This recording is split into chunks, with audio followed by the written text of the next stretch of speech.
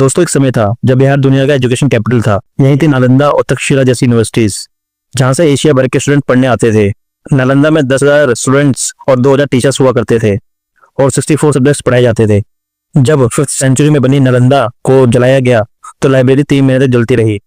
पर आज बिहार का एजुकेशन सिस्टम की हालत कुछ अलग है। स्कूल ड्रॉप आउट रेट 20% से ऊपर है, खासकर सेकेंडरी लेवल पर। सिर्फ 22% लोग क्लास 5th तक पढ़ पाते हैं और कई स्कूल्स में टीचर्स की कमी है। बच्चों में बेसिक पढ़ाई जैसे रीडिंग और मैथ्स में भी बहुत कमी है। बिहार ने दुनिया को चाणक्य, आर्यभट्ट, अशोक, गौतम बुद्ध, महावीर दिए और आजाद भारत के पहले राष्ट्रपति डॉक्टर राजेंद्र प्रसाद जी भी इसी जमीन से थे। इसी जमीन पर है मिथिला, माँ सीता का मायका, और यही मिट्टी भोजपुरी, मैथिली, मगही जैसे लोकगीतों से गूंजती है। आज छठ पूजा सिर्फ बिहार में नहीं पूरी दुनिया में फेमस है। लेकिन आज सवाल यह है, जो राज्य कभी दुनिया को ज्ञान देता था, आज वो एजुकेशन क्राइसिस, करप्शन और माइग्रेशन में क्यों फंसा है? बिहार सिर्फ एक राज्य नहीं, एक सिविलाइजेशन का सेंटर था। यही था मगध, मौर्य और गुप्ता एम्पायर, और यही है मुंडेश्वरी टेम्पल, दुनिया की सबसे पुरानी functional Hindu temple. World's largest Buddhist stupa, Kesariya stupa भी बिहार में ही है। और बोध गया, जहाँ गौतम बुद्ध जी को एनलाइटनमेंट मिला, इसी जमीन पर पावापुरी, जो कि आज की वैशाली में है, वहीं पे लॉर्ड महावीर ने निर्वाण स्थिति प्राप्त की। और पटना साहिब, गुरु गोविंद सिंह जी का जन्म स्थल भी बिहार में ही है। पटना आज भी दुनिया का लॉन्गेस्ट फ्री वाईफाई जोन रखने वाला शहर है। बिहार ने देश को रामधारी सिंह दिनकर, शत्रुघ्न सिन्हा, सुशांत सिंह राजपूत, मनोज वाजपेयी, पंकज त्रिपाठी और MS धोनी, जो कि अब झारखंड में है, जैसे कई सारे फेमस लोग दिए। और याद रखिए, Bihar is the second highest producer of IAS officer in India. पर सवाल ये है कि इतना पोटेंशियल होने के बाद भी क्यों ये जमीन पीछे रह गई? मुगल और फिर ब्रिटिश रूल्स के दौरान बिहार का नेचुरल रिसोर्स यूज तो हुआ, लेकिन बदले में इन्वेस्टमेंट और विकास नहीं हुआ। मुगल्स ने अपनी कैपिटल दिल्ली और आगरा तक सीमित रखी और ब्रिटिशर्स ने बंगाल और मुंबई जैसे पोर्ट्स पर फोकस किया, जिस वजह से बिहार हमेशा पॉलिटिकल और इकोनॉमिक नेगलेक्ट का शिकार बना रहा। और आजादी के बाद भी किसी केंद्र या राज्य सरकार ने यहाँ इंफ्रास्ट्रक्चर और इंडस्ट्री डेवलपमेंट पर सही तरीके से फोकस नहीं किया, और यहीं से शुरू हुई बिहार की असली गिरावट। और जब ईयर 2000 में झारखंड अलग हुआ तो बिहार ने अपने सारे नेचुरल रिसोर्सेज खो दिए, जैसे कि कोल, आयरन और मिका और फॉरेस्ट। झारखंड के पास बिहार के 80% नेचुरल रिसोर्सेज चले गए, लेकिन बिहार के पास इंडस्ट्री नहीं बची।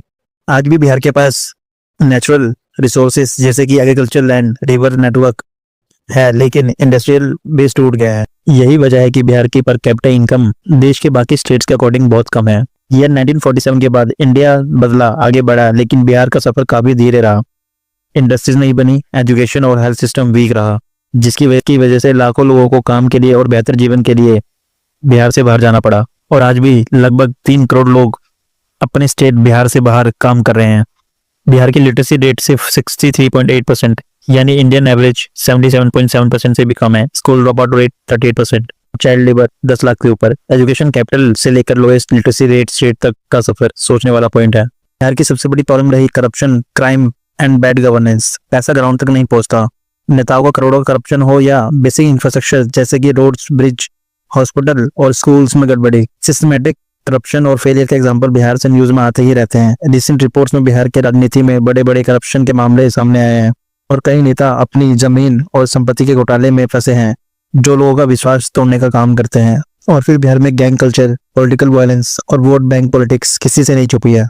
लाखों लोग बिहार से अपने गांव, अपने परिवार, अपने घर को छोड़कर शहर जाते हैं अच्छी जिंदगी और रोजगार के लिए, लेकिन वहां भी रिस्पेक्ट और सिक्योरिटी की कमी रहती है। बिहार का यूथ मेहनती है, लेकिन सिस्टम रुकावट बना हुआ है। बिहार के लोग सिर्फ लेबर, लोअर वर्कर या दिहाड़ी मजदूर नहीं करते, बल्कि बड़ी पोस्ट सरकारी या प्राइवेट ऑफिस में, साइंस, आर्ट्स फील्ड में मिलेंगे। बट लोगों का नजरिया सबके लिए सेम रहता है कि बिहारी है। बिहार में टैलेंट या मेहनत की कमी नहीं है, बस इक्वल मौका नहीं मिल रहा है। असम, गुजरात, महाराष्ट्र जैसे स्टेट्स ने इंडस्ट्रियल और एडमिनिस्ट्रेटिव ग्रोथ के थ्रू अपनी इकोनॉमी बढ़ाई, लेकिन बिहार पॉलिटिकल इंस्टेबिलिटी और करप्शन के चक्कर में अटका रहा। केंद्र सरकार ने भी बिहार पर ज्यादा ध्यान नहीं दिया, जिस वजह से बिहार में इंफ्रास्ट्रक्चर और इन्वेस्टमेंट स्लो रहा। इसके अलावा बिहार को हर साल कभी बाढ़, कभी सूखा उसका सामना करना पड़ता है। कोसी, गंडक और बागमती जैसी नदियों के ओवरफ्लो से लाखों लोग हर साल अपना घर खो देते हैं। डिजास्टर मैनेजमेंट की प्लानिंग और एग्जीक्यूशन रहे हैं।